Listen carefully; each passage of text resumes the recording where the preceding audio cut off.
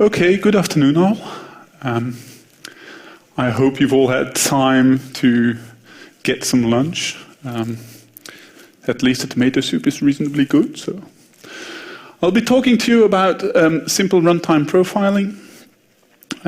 This is based on work that I did at a project for the Flemish government, and which itself is then based on work done earlier at the GeoMaya's project. Basically what I wanted, or what we needed within the project, was some profiling information to see how the application was doing, whether it was behaving the way we wanted to behave, whether the reaction times were, if they would be slow, whether they are caused by the application, or whether there would be some external cause for stuff which is going bad. But we had a couple of constraints. So one of them, definitely, we wanted to be able to use it in production, but also in development. We wanted the system to have a limited runtime overhead, as little as possible, so to make it non-intrusive. We wanted to have some short and long-term feedback. What I mean with that is that we want to be able to have a look after the fact, what has happened or not. We wanted the profiling to not require additional resources, mainly because it's from the development team, it is a pain to have to demand or request additional servers to be able to be set up to have profiling information, etc. And what we wanted to have very specifically was some aggregations on the details to know what is going, what is happening within the system. So what we built at that point is something which gives two large parts of output, which you can see on the screen. So this is one part. Now, if you add up the numbers, they won't work out because I skipped some bits. But for example, you can see the amount of time spent by the REST calls and the number of invocations, the time spent in the JDBC calls, and also split up by which REST call was being called, and some information to aggregate the stuff based on the REST calls. This has proved, I mean, this is reasonably limited information, but it has actually saved our bacon at least 3 times already within the project. One time because we had the numbers, wait, I don't know if you can see it, for the driver connect. That was at the beginning causing a lot of headache for us because apparently we had malconfigured our connection pool, causing it to create connections all the time, and in that way increase our JDBC time. And then also we have a split up here. So for each of the REST calls that are handled by our backend, we have split ups indicating how much time from the total call was spent within either the database or Elasticsearch, or gateways. And the gateways, that's a bit of a wrapper, so that we know how much time was spent calling out to other servers. One of them, for example, is the authentication server that we use. And so one of the problems we had at some point was that apparently because of more stricter enforcement of the authentication and authorization rules within the application, suddenly each of our calls took 300 milliseconds more because our call to the authentication server took 300 milliseconds. So a view like this made it very clear for us, and very quickly clear where we would have to look for the problem and allow us to find a solution quite efficiently.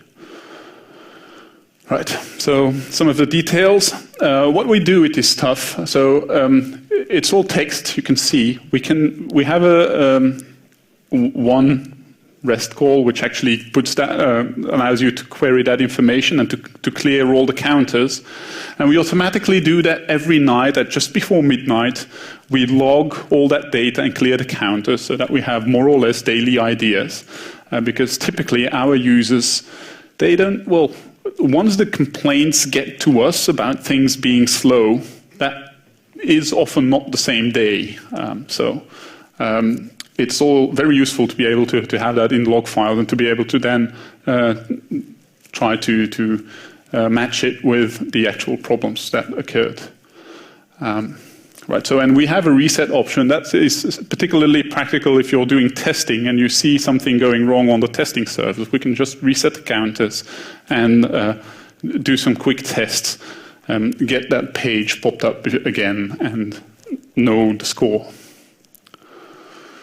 Right, so in the application we use REST Easy for the communication, to get the REST calls set up. So we have the REST Easy has interceptors around the REST calls, so we use that to know which calls are being made by the user.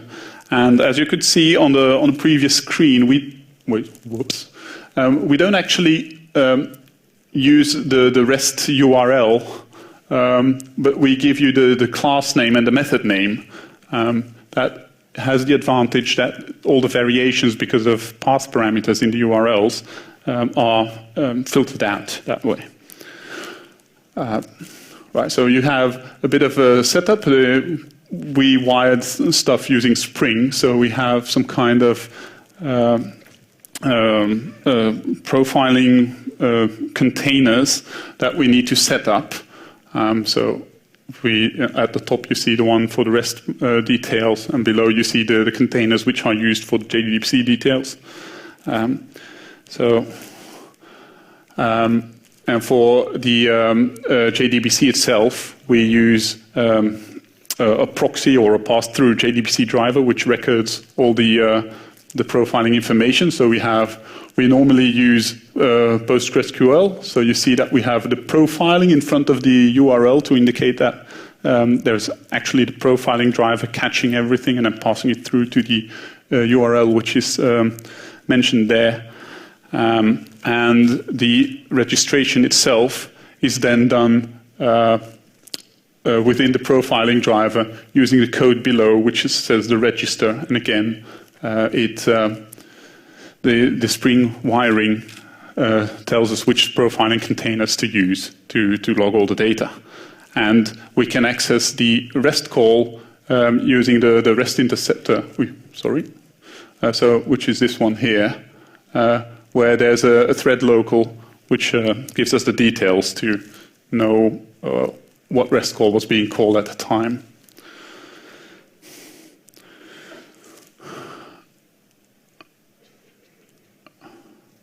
Right, and so here again you can see some of the wiring. This is the handling for the gateways.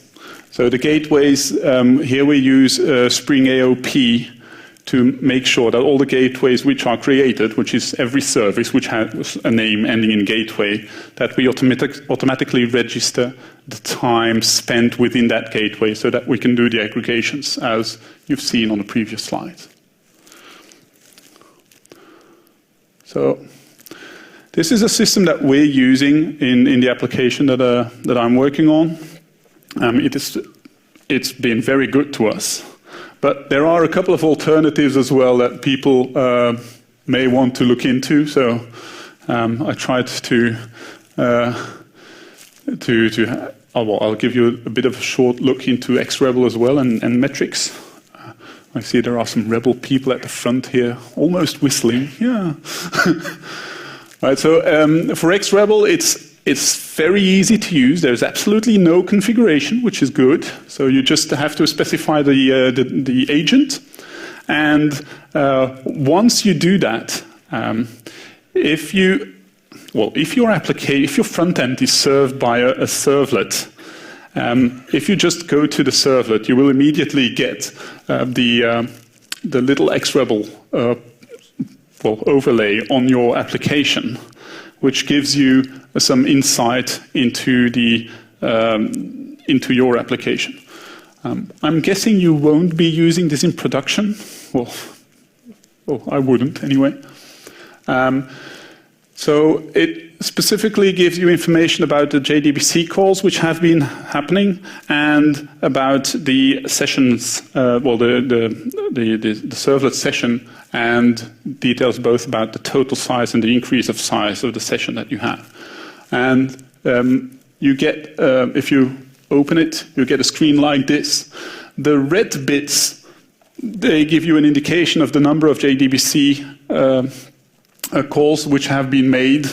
And then next to that, which is not very legible, there is a total execution time. Now, it seems that this always gives you details for individual calls, so it may not be easy to actually figure out the full, well, to get a bird's eye view from this. But what is very good is that once you open up the views, you can actually see more or less a stack trace of your calls and see which JDBC or which SQL statements were executed, and an idea of the time that the execution of those statements took.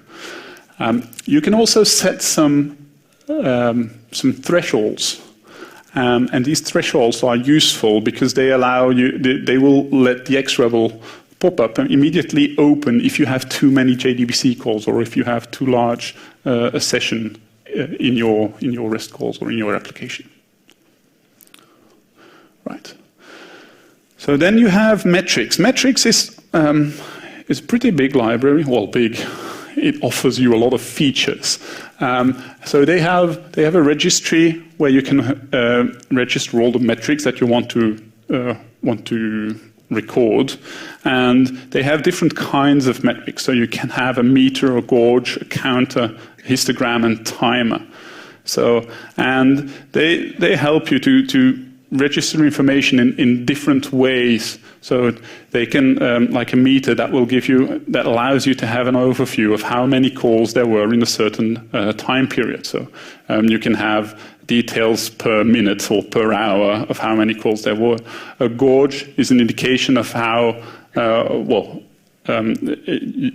gauge can be given a value, and a counter is actually a specific kind of gauge which is incremented by 1 or decremented by 1 as you need it. And then for the histogram, you have the possibility to know groups, to know how many, the time that 59% of your calls took, and that kind of stuff. So to give you more of an idea of what the outer, or the specific slow calls, etc. were.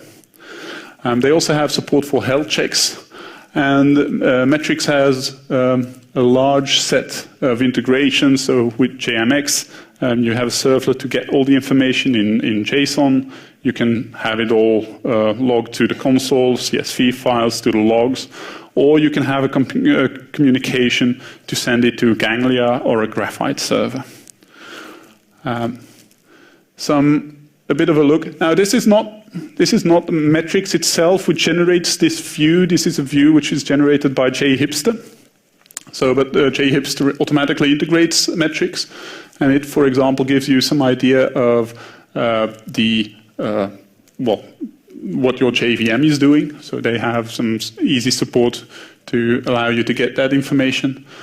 And they also have information about your HTTP requests and your service statistics to know the number of times everything is called. And so the bottom one, that's time. That's the histogram view, so you can see the 75 percentile, the 99 percentile, etc. For the timings of the services. Right? So here's a bit of a sample. This is actually the instrumented filter, which is a servlet filter, which is part of metrics itself, which gives you a bit of an idea of how metrics, how you can register your profiling information within metrics. So you see the active requests, which is incremented. So that's a counter. You have the timer to get the request time, which is created at the top as a context, and then stopped at the bottom, which actually records the time. So it's a small example there. Right. Okay. So at the top you see the URLs for the 3 projects which I presented, and thank you for your attention.